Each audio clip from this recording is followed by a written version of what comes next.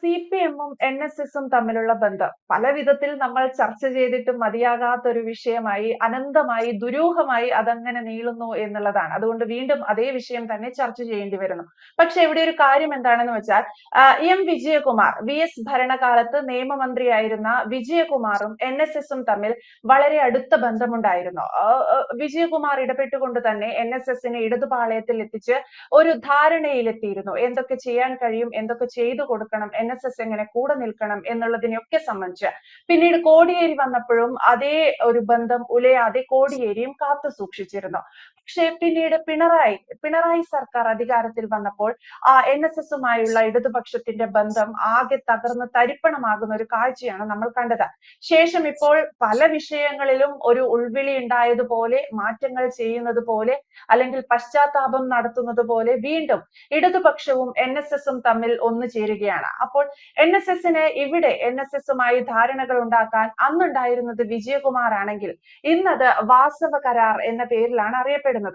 N വാസവനാണ് ഇതിന്റെ ഒരു അമരക്കാരൻ എന്ന തരത്തിലുള്ള വാർത്തകളാണ് പുറത്തു വരുന്നത്.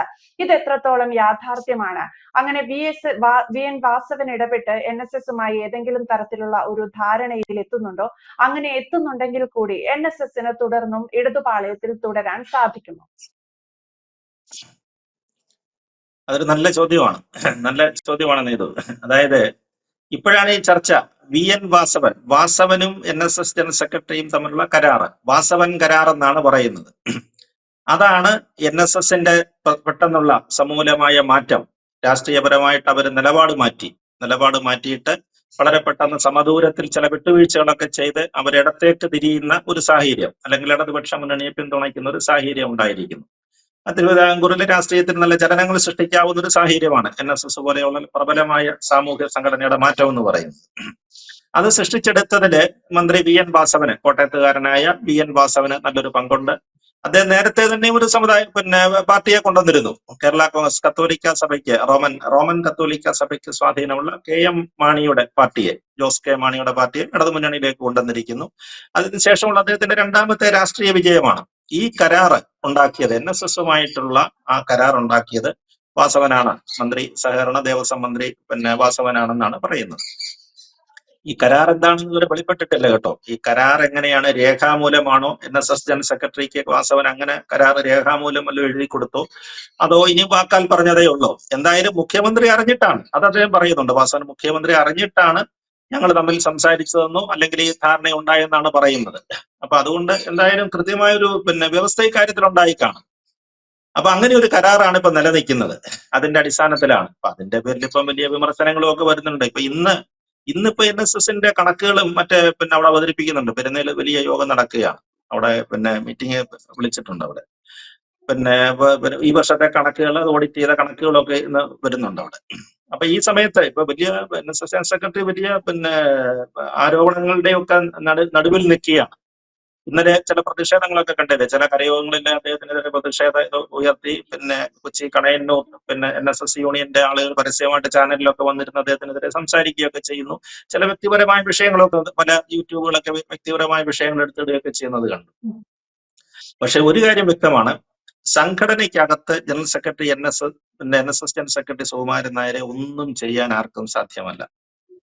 അത് അദ്ദേഹത്തിന്റെ മിടുക്കല്ലത് കേട്ടോ. അത് ജനറൽ സെക്രട്ടറിയുടെ മിടുക്കല്ല. അത് അങ്ങനെയാണ് അതിന്റെ ഭരണഘടന, അതിന്റെ ആ സംവിധാനം. മന്നത്ത് പത്മനാഭൻ അദ്ദേഹം വളരെ ദീർഘദർശിയായിരുന്നു, വളരെ ദീർഘദർശിയായ ഒരു ഭരണാധികാരി. അദ്ദേഹം അതിന്റെ ഘടന അങ്ങനെയാണ് ഒരുക്കിയിരിക്കുന്നത്. ആ പ്രതിനിധികളില് 300 പ്രതിനിധികളില് ഏതാണ്ട് 290 പേരും ഈ സുകുമാരൻ നായരെ അനുകൂലിക്കുന്ന ആളുകളാണ്. ഓരോ യൂണിയനിൽ നിന്നും വന്നിരിക്കുന്ന ആളുകൾ അങ്ങനെയൊക്കെയുള്ള ആളുകളാണ്. അങ്ങനെയൊക്കെയുള്ളവരെ അവരെടുക്കത്തുള്ളൂ. അങ്ങനെയാണ് അതിന്റെ ഒരു ക്രമം പോകുന്നത്. ഓരോ വർഷം ആളുകൾ മാറുമ്പോഴേ തിരിച്ചെടുക്കുന്ന ആളുകളെ, അവർക്ക് വേണ്ടപ്പെട്ട ആളുകളെ, അല്ലെങ്കിൽ സുഗമമായിട്ട് ഭരണം കൊണ്ടുപോകാൻ പറ്റുന്ന ആളുകളെ മാത്രമേ എടുക്കത്തുള്ളൂ. ഇത്തരം റിബൽ സ്വഭാവം കാണിക്കുകയോ നേതൃത്വത്തെ ചോദ്യം ചെയ്യുന്ന ആളുകളെ ഒന്നും എടുക്കത്തില്ല തന്നെയല്ല അവരെല്ലാം പുറത്താക്കുകയും ചെയ്യും. അങ്ങനെ അവിടെ ഇവിടെയൊക്കെ ചില യൂണിയനിലെ, ഇടുക്കിയില്, മൂവാറ്റുപുഴ, അങ്ങനെ പത്തനംതിട്ട, അവിടെയൊക്കെ ചില എതിർ ശബ്ദങ്ങൾ ഉണ്ടായിട്ടുണ്ട്. അത് ശരിയാണ്. പക്ഷെ അതൊക്കെ വളരെ നാമമാത്രമാണ്. ഒന്നും ചെയ്യാനൊക്കത്തില്ല, അവർക്കൊന്നും ചെയ്യാനൊക്കത്തില്ല. അങ്ങനെയാണ് അതിന്റെ സെറ്റപ്പ് നിൽക്കുന്നത്. അതുകൊണ്ടാണ് എൻഎസ്എസ് സെക്രട്ടറി പറഞ്ഞല്ലോ, ഇപ്പൊ കുറെ ആളുകൾ ചോദിക്കുന്നുണ്ട്, ഇത് ഡയറക്ടർ ബോർഡിനോടോ എൻഎസ്എസിന്റെ പരമാധികാര സഭയോടോ പ്രതിനിധി സഭയോടോ ഒക്കെ ചോദിച്ചിട്ടാണോ തീരുമാനം എടുത്തതെന്ന്. എടുക്കേണ്ട കാര്യമില്ല. കാരണം അദ്ദേഹം ഒരു തീരുമാനം എടുത്താൽ ശരിയാണെന്നുള്ളത് അവർ അംഗീകരിക്കും. അങ്ങനെയാണ് അവർ കൈയടിച്ചത് പാസ്സാക്കുകയും ചെയ്യും. ഇന്നിപ്പോ കണ്ടോണം, ഇന്നിപ്പോ പ്രമേയം ഒക്കെ അങ്ങനെ വല്ലതും അവതരിപ്പിക്കുകയാണെങ്കിൽ അദ്ദേഹത്തിന് പരിപൂർണ്ണ പിന്തുണ പ്രഖ്യാപിച്ചുകൊണ്ടായിരിക്കും പ്രമേയം വരാൻ പോകുന്നത്. ആരും ഈ നെതന്യാഹുവിനെ ചെയ്ത പോലെ പോകാനും ബഹളം ഉണ്ടാക്കാനോ ഒന്നും ആരും അവിടെ നിൽക്കത്തില്ല. അതാണ് NSSന്റെ അവസ്ഥ. അതാണ്. പക്ഷെ നമ്മൾ ഈ വാസവൻ കരാർ ചർച്ച ചെയ്യുന്നതിന് മുമ്പ്, വാസവൻ ഇപ്പൊ അതിനകത്തുള്ള ഒരു രണ്ടാമത് ഒരു കരാർ ഉണ്ടാക്കിയ ആളെന്ന് ഉള്ള മട്ടിൽ വേണമെങ്കിൽ പറയാം. ആദ്യത്തെ കരാറിനെ പുതുക്കിപ്പണിഞ്ഞ ആളെന്ന് വേണമെങ്കിൽ വിശേഷിപ്പിക്കാം. അതാണ് മുമ്പേ നീതു സൂചിപ്പിച്ചത്.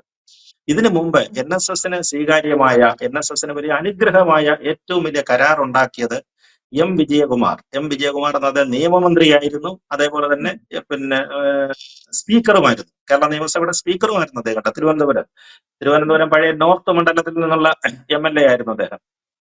ഇപ്പൊ സജീവമായിട്ട് അങ്ങനെ ഇതില്ല, പാർലമെന്ററി പൊളിറ്റിക്സിൽ അദ്ദേഹം ഇല്ലെന്നുള്ളത് മറ്റു തരത്തിലുള്ള സംഘടനാ പ്രവർത്തനങ്ങൾ നടത്തുന്നുണ്ട്. അദ്ദേഹം നിയമമന്ത്രി ആയിരുന്ന സമയത്താണ് NSSും ഈ CPM തമ്മിൽ ഏറ്റവും വലിയ, നമ്മൾ പറഞ്ഞില്ലേ, വളരെ ആത്മബന്ധം ഉണ്ടാകുന്നത് ആ സമയത്താണ്. അതിന്റെ കാരണം എന്ന് പറഞ്ഞു കഴിഞ്ഞാല് തിരുവനന്തപുരം MG കോളേജ് അടക്കം കറുകച്ചാലിലെ അവരുടെ എസ്റ്റേറ്റ്, അതുപോലെ തന്നെ വാഴൂർ കോളേജ്, അങ്ങനെ കുറെ സ്ഥാപനങ്ങളുടെ കുറെ ഭൂമിയുമായിട്ട് ബന്ധപ്പെട്ട് ഒരുപാട് തർക്കങ്ങൾ അന്ന് നിലവിലുണ്ടായിരുന്നു. നല്ല ഏതാണ്ട് ഒരു 50 ഏക്കറിനോ അടുത്തെങ്ങാണ്ടുള്ള ഒരു ഭൂമിയാണ്. എന്റെ ഒരു കണക്ക് ഓർമ്മ ശരിയാണെങ്കിൽ 19 ഏക്കർ ഭൂമിക്കുള്ള തർക്കങ്ങൾ അന്ന് നിലനിരുന്നു.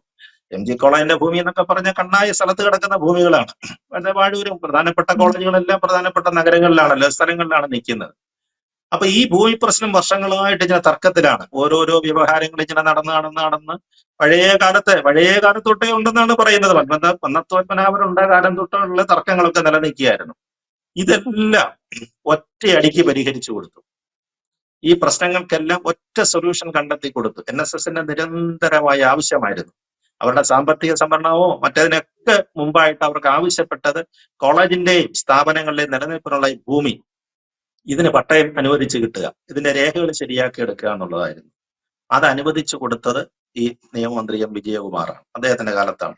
അതുകൊണ്ട് വലിയ കടപ്പാടായിരുന്നു കേട്ടോ, വലിയ കടപ്പാടായിരുന്നു NSSന് വിജയകുമാറിനോടുള്ളത്. നമ്മൾ പറഞ്ഞതുപോലെ ഈ പറഞ്ഞൊരു ഹോട്ട്ലൈൻ ബന്ധമായിരുന്നു, വളരെ അടുപ്പമായിരുന്നു അദ്ദേഹമായിട്ടുണ്ടായിരുന്നത്. ആ ബന്ധം കോടിയേരിയുടെ കാലം വരെ തുടർന്നു. കോടിയേരി ബാലകൃഷ്ണൻ ഉള്ള കാലം വരെ വളരെ ബന്ധമായിരുന്നു, വളരെ അടുപ്പമായിരുന്നു. ആഭ്യന്തരമന്ത്രിയായിരുന്ന സമയത്തൊക്കെ NSSന്ന് ഫോൺ എടുത്തു കഴിഞ്ഞാൽ മറുതലയ്ക്ക് ആ സമയത്ത് സെക്കൻഡിൽ കോടിയേരി ഫോൺ എടുക്കുമായിരുന്നു. അത്ര വളരെ അടുപ്പം ഉണ്ടായിരുന്നു അവർ തമ്മിലുണ്ടായിരുന്നു. പക്ഷെ ഇതെല്ലാമാണ് പിണറായി വിജയന്റെ കാലത്ത് ഈ ശബരിമല യുവതി പ്രവേശനമായിട്ട് വന്ന പ്രശ്ന സമയത്താണ് ഇടം മറിയുന്നത്, മൊത്തത്തിൽ അങ്ങ് മാറുക. ആദ്യമൊക്കെ NSS കുറച്ച് മയത്തിൽ നാമജപ ഘോഷയാത്രയും മറ്റു കാര്യങ്ങളൊക്കെ ആയിട്ട് മുന്നോട്ട് പോയെങ്കിലും പിന്നീട് ഒരു തരത്തിലും പിണറായി സർക്കാർ വഴങ്ങുന്നില്ല. സുപ്രീം കോടതി വിധി നടപ്പാക്കിയേ മതിയാകൂ, നടപ്പാക്കിയിരിക്കും എന്നുള്ള തീരുമാനം, അതേപോലെ നിർബന്ധിച്ച് യുവതികളെ ശബരിമലയിൽ കയറ്റാനുള്ള തീരുമാനം, 2-3 യുവതികളെ രാത്രിയുടെ മറവിൽ കൊണ്ടുപോകാനുള്ള തീരുമാനം, അതായത് നവോത്ഥാനമോ ഒക്കെ നടപ്പാക്കലും അദ്ദേഹത്തിന് ചില പ്രസംഗങ്ങളും, പിണറായി വിജയന്റെ ആ സമയത്തുള്ള പ്രസംഗങ്ങളൊക്കെ ശ്രദ്ധിച്ചാൽ അറിയാം, വളരെ രൂക്ഷമായ പ്രസംഗങ്ങളായിരുന്നു. ഇത് NSSനെ ശരിക്കും ചൊടിപ്പിച്ചു കളഞ്ഞു. അവരെ രൂക്ഷമായിട്ട് BJPയെക്കാട്ടിൽ അതിനകത്ത് തന്നെ ധാരാളം NSS നായർ സർവീസ് സൊസൈറ്റി പ്രവർത്തകരുണ്ട്. ഇവരെയെല്ലാം ഭയങ്കരമായിട്ട് ക്ഷുഭിതരാക്കിയ സംഭവമാണ്. ഇതോടുകൂടി ഇവർ തമ്മിൽ അക്ഷരാർത്ഥത്തിൽ ശരിക്കും തെറ്റി എന്ന് തന്നെ പറയാം. കാരണം ഒരു ഘട്ടത്തില് പിണറായി വിജയന്റെ ഫോൺ എടുക്കാൻ പോലും NSS ജനറൽ സെക്രട്ടറി തയ്യാറായിട്ടില്ല. അങ്ങനെയൊക്കെയുള്ള സംഭവങ്ങൾ ഉണ്ടായിട്ടുണ്ട്. പിണറായി വിജയൻ 2-3 തവണ മുഖ്യമന്ത്രി വിളിച്ച സമയത്ത് ആ ഫോൺ അറ്റൻഡ് ചെയ്യാൻ പോലും അദ്ദേഹം തയ്യാറായില്ല, NSS ജനറൽ സെക്രട്ടറി തയ്യാറായില്ല. കാരണം അദ്ദേഹത്തോട് ആ വിരോധമായിരുന്നു. ഇതെല്ലാം അടിസ്ഥാന പ്രശ്നം ശബരിമല വിഷയം തന്നെയാണ്, ശബരിമല സ്ത്രീ പ്രവേശന വിഷയം തന്നെയായിരുന്നു. അപ്പൊ അങ്ങനെ അകന്നു മാറിയവരാണ്. അങ്ങനെ അകന്നു മാറിയവരെ ഇതാ അയ്യപ്പൻ തന്നെ വീണ്ടും അടുപ്പിച്ചിരിക്കുന്നു. ശബരിമല അയ്യപ്പൻ തന്നെ വീണ്ടും അടുപ്പിച്ചിരിക്കുന്നു. നമ്മള് പണ്ട് ഒരു നാടകം ഉണ്ടായിരുന്നു, KPSC ആണ് ആ നാടകം വെച്ചത്. ഭഗവാൻ കാല് മാറുന്നു എന്നായിരുന്നു ആ നാടകത്തിന്റെ പേര്. നാടകം എഴുതിയത് കണിയാപുരം രാമചന്ദ്രൻ എന്ന് പറയുന്ന ഒരു CPI നേതാവും സാഹിത്യകാരനും MLA ഒക്കെ ആയിരുന്ന കണിയാപുരം രാമചന്ദ്രനാണ്. അദ്ദേഹം മരിച്ചുപോയി. അദ്ദേഹമാണ് ആ നാടകം എഴുതിയത്. നാടകം എഴുതിയ ശേഷം അത് KPSC ആണ്, തോപ്പിൽ ഭാഷയുടെ കാലത്താണ് ഈ നാടകം, 1980കളുടെ ആദ്യ സമയത്താണെന്ന് എനിക്ക് തോന്നുന്നത്. ആ നാടകത്തിന്റെ സത്ത എന്ന് പറയുന്നത്, അതിന്റെ തീം എന്ന് പറയുന്നത് ഇതുപോലെയാണ്.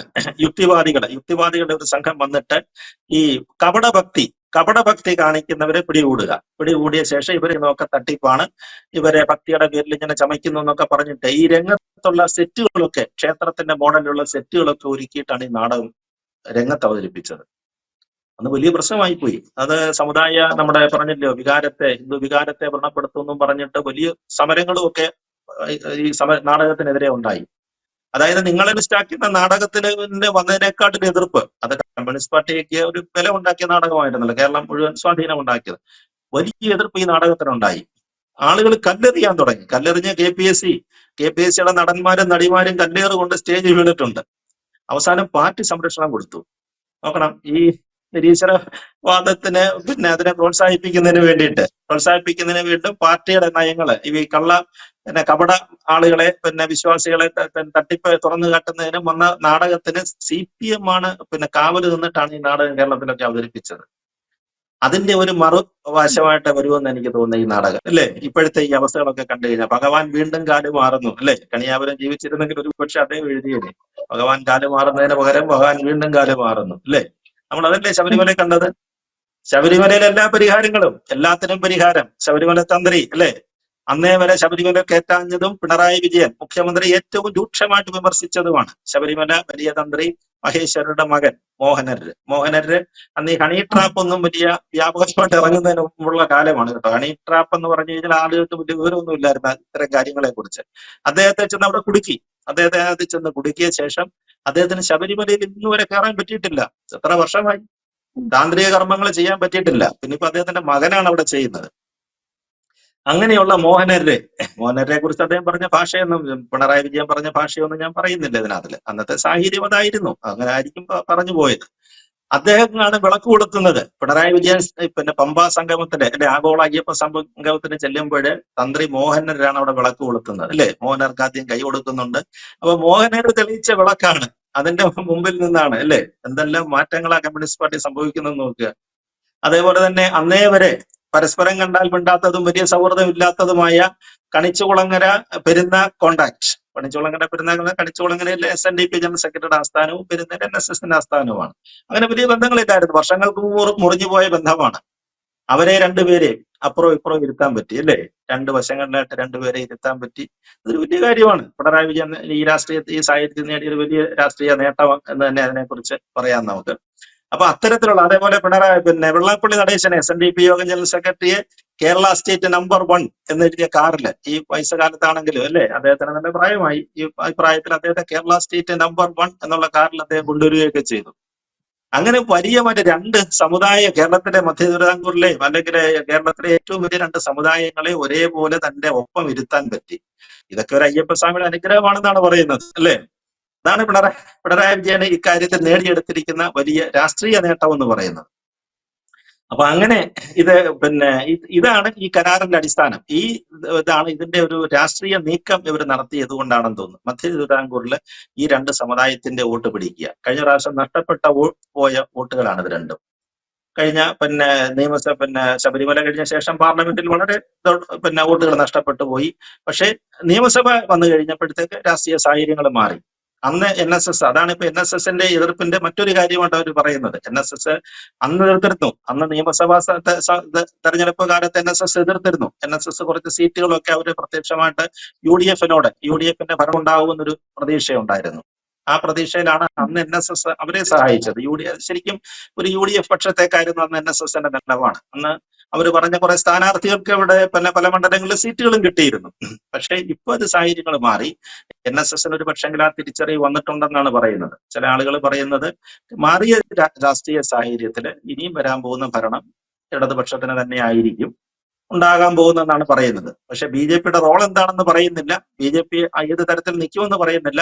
പക്ഷെ ഈ പ്രതിപക്ഷ നേതാവ് VD സതീശനെ അടക്കം ജനറൽ സെക്രട്ടറി വെള്ളാപ്പള്ളി നടേശനും ഒരേപോലെ വിമർശിക്കുന്നുണ്ട്. വെള്ളാപ്പള്ളി പറയുന്ന അത്രയും general secretary G. Sukumaran Nair പറയുന്നില്ലെങ്കിലും ഈ രാഷ്ട്രീയക്കാര് സാമുദായിക നേതാക്കന്മാരുടെ തിണ്ണനിറങ്ങാനൊന്നും എന്നെ കിട്ടത്തില്ല എന്നൊരു നിലപാട് അദ്ദേഹം എടുത്തിരിക്കുകയാണ്. വളരെ കടുത്തൊരു നിലപാടാണ് എടുത്തിരിക്കുന്നത്. അപ്പൊ അതുകൊണ്ട് ഇനിയിപ്പോ പെരുന്നേരൊക്കെ ഒരു കോംപ്രമൈസ് സ്ഥാനാർത്ഥിയെ വിടണമെന്നാണ് ആലോചിക്കുന്നത്. അതിപ്പോ ആര് പോകുന്നതാണ്? ആരുമില്ല പോകാന്. കോൺഗ്രസിന്റെ ഭാഗത്തു നിന്ന് ആര് പോകാനാണ്? ഇപ്പൊ പിന്നെ രമേശ് ചെന്നിത്തലയായിരുന്നു പണ്ട് സ്വന്തമായിട്ടുണ്ടായിരുന്ന ഒരു നേതാവ് എന്ന് പറയുന്നത്. NSSന്റെ ഏറ്റവും അടുപ്പമുള്ള നേതാവായിരുന്നു. അദ്ദേഹത്തിനെ പണ്ട് താക്കോൽ സ്ഥാനം ഏൽപ്പിക്കുന്നതിന് വേണ്ടി പോലും ജനറൽ സെക്രട്ടറി തയ്യാറായതാണ്. ഭരണത്തിന്റെ താക്കോല് രമേശിന്റെ കൊടുത്തേര് ഒരു അനിയനെ പോലെ കരുതി കൊണ്ടു നടന്നതാണ്. പക്ഷെ രമേശ് ഭയന്നു പോയി അല്ലേ? അങ്ങനെ NSSന്റെ താക്കോൽ ആളായിട്ട് മാറുകയാണെങ്കിൽ, പഴയ മാടമ്പി തറവാട്ടിലെ താക്കോലുകാരനായിട്ട് മാറുകയാണെങ്കിൽ മലബാറിലെ അല്ലേ, മലബാറിലെ അദ്ദേഹത്തിന്റെ ആ മുഖം നഷ്ടപ്പെടും, മതേതര മുഖം നഷ്ടപ്പെടും എന്ന് കരുതി രമേശ് പിന്നെ അങ്ങനെ പോകുന്നില്ലായിരുന്നു. പിന്നെ തിരുവഞ്ചൂർ രാധാകൃഷ്ണനും ഒക്കെ ആയിരുന്നു പിന്നീട് ഉണ്ടായിരുന്ന നേതാക്കന്മാരെന്ന് പറയുന്നത്. അവരും ഒക്കെ ഇപ്പൊ അകന്നു നിൽക്കുകയാണ്, വലിയൊരു സൗഹൃദം കാണിക്കുന്നില്ല. ഈവൻ ജനറൽ സെക്രട്ടറി പിന്നെ മറിഞ്ഞു വീണ്, അദ്ദേഹത്തിന് പിന്നെ വാതിൽപ്പടിയിൽ തട്ടി വീണ് ആശുപത്രി കിടക്കുന്ന സമയത്ത് പോലും അദ്ദേഹത്തെ ചെന്ന് കണ്ട്, നമ്മൾ കണ്ട ചിത്രത്തിൽ കണ്ട തെളിവാണെങ്കിൽ മുഖ്യമന്ത്രിയാണ് പോയത് അല്ലെ, മുഖ്യമന്ത്രി പോയി അദ്ദേഹത്തെ കണ്ടിരുന്നു, വാസവനും കൂടെ ഉണ്ടായിരുന്നു. അപ്പൊ അങ്ങനെ അതിന്റെ ഒരു കളവൊരുക്കിയിട്ടാണ് വാസവൻ ഇവര് രണ്ടുപേരും കൂടെ ഒരു ധാരണ ഉണ്ടാക്കിയത്. അപ്പൊ ഞാനൊന്ന് മറിഞ്ഞു വീണപ്പോ പോലും എന്നെ കാണാൻ ഓടി വന്നത് അല്ലെ, എന്നെ കാണാൻ ഓടി വന്ന മുഖ്യമന്ത്രി പിണറായി വിജയനും വാസവനുമാണല്ലോ എന്നൊരു ഒരു ഒരു നല്ല മനസ്സ് അദ്ദേഹത്തിന്റെ മനസ്സിൽ ഉണ്ടായിട്ടുണ്ടാകും. അതേപോലെ തന്നെ രാഷ്ട്രീയത്തിലും അദ്ദേഹം വിലയിരുത്തിയിട്ടുണ്ടാകും. അതുകൊണ്ടാണ് വീണ്ടും അടുക്കുന്നത്. അതുകൊണ്ടാണ് മുമ്പേ പറഞ്ഞ വിജയകുമാർ കരാറിൽ നിന്ന് ഒരു വാസവൻ കരാർ, അവർ രണ്ടുപേരും നിമിത്തങ്ങളായി എന്നുള്ളതേ ഉള്ളൂ കേട്ടോ. ഇത് നയപരമായ തീരുമാനം LDFന്റെ തന്നെയാണ്. പിന്നെ വിശ്വാസി പ്രശ്നമുണ്ട്. പിന്നെ മുഖ്യമന്ത്രി വിശ്വാസിയാണോ എന്നൊക്കെയുള്ള ചോദ്യത്തിനൊക്കെയുള്ള മറുപടികളൊക്കെ വരുന്നത് കണ്ടില്ല. അദ്ദേഹത്തെ വിശ്വാസിയാണെന്ന് പിന്നെ SNDP ജനറൽ സെക്രട്ടറി പറഞ്ഞതിനെ പിന്നെ പാർട്ടി സെക്രട്ടറി ഗോവിന്ദന് തള്ളുകയാണ്. പാർട്ടി സെക്രട്ടറി പറഞ്ഞ അങ്ങനെയുള്ള വിശ്വാസി എന്ന് പറയാനൊക്കത്തില്ല. മാറ്റം, അങ്ങനെയാണ് അദ്ദേഹം പറഞ്ഞത്. മാറ്റം, ഈ മാറ്റം എന്ന് പറയുന്നത് മാറാത്തതാണ് മാറ്റം എന്നൊക്കെ പറഞ്ഞാണ് ഇന്നലെ വിശേഷിപ്പിച്ചത്. നമ്മുടെ പഴയ സന്ദേശം സിനിമയ്ക്കകത്തിലെ പിന്നെ ശങ്കരാടി പറയുന്നത് പോലെ പ്രതിക്രിയാവാദികളെന്നും അല്ലെങ്കിൽ പിന്നെ റാഡിക്കലായ ചേഞ്ച് എന്നൊക്കെ പറഞ്ഞ് മനുഷ്യന് മനസ്സിലാകാത്ത പോലെ എന്തൊക്കെയാണത് ഇന്നലെ അവിടെ സംസാരിച്ചത്. പത്രക്കാരൊക്കെ മാധ്യമങ്ങൾ എടുത്ത് ചോദിക്കുന്നുണ്ടായിരുന്നു, ഒന്നുകൂടെ ഒന്ന് വിശദീകരിക്കാവോ എന്ന്. അപ്പൊ അന്നേരമാണ് പിന്നെ മന്ത്രി ബാലന്റെ ഒരു വിശദീകരണം വന്നു. പഴയ നിയമമന്ത്രി ബാലൻ വിശദീകരിച്ചത്, ഇപ്പൊ പ്രസവ വാർഡിന്റെ മുമ്പിൽ ഇത് സ്ത്രീകൾക്ക് മാത്രം ഒന്ന് എഴുതി വെക്കേണ്ട കാര്യമുണ്ടോ എന്നൊക്കെ പറഞ്ഞ് ബാലന്റെ ഒരു പ്രസ്ഥാനം വന്നപ്പോഴാണ് കാര്യങ്ങളൊക്കെ വളരെ വ്യക്തമായത്.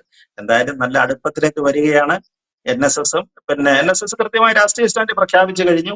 അതിന് പിന്നെ നിലവിൽ സമുദായത്തിന്റെ ഭാഗത്ത് നിന്ന് യാതൊരു എതിർപ്പും ഉണ്ടാകാൻ സാധ്യതയില്ല. കാരണം അതിന്റെ ഭരണഘടന അങ്ങനെയാണ്. അങ്ങനെ general secretary G. Sukumaran Nair തീരുമാനിക്കുന്നിടത്തേക്ക് കാര്യങ്ങൾ നീങ്ങുമെന്നുള്ള കാര്യത്തിൽ ഒരു സംശയമില്ല.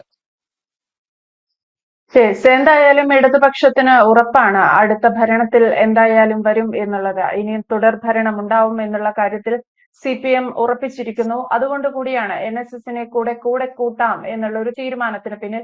NSSനും അതിൽ വ്യക്തമായൊരു ധാരണയുണ്ട് എന്നുള്ളതാണ്. എന്തായാലും NSS ഇടതുപാളയത്തിൽ സന്തോഷത്തോടെയാണ് ഇരിക്കുന്നത് എന്ന് വേണം കരുതാൻ.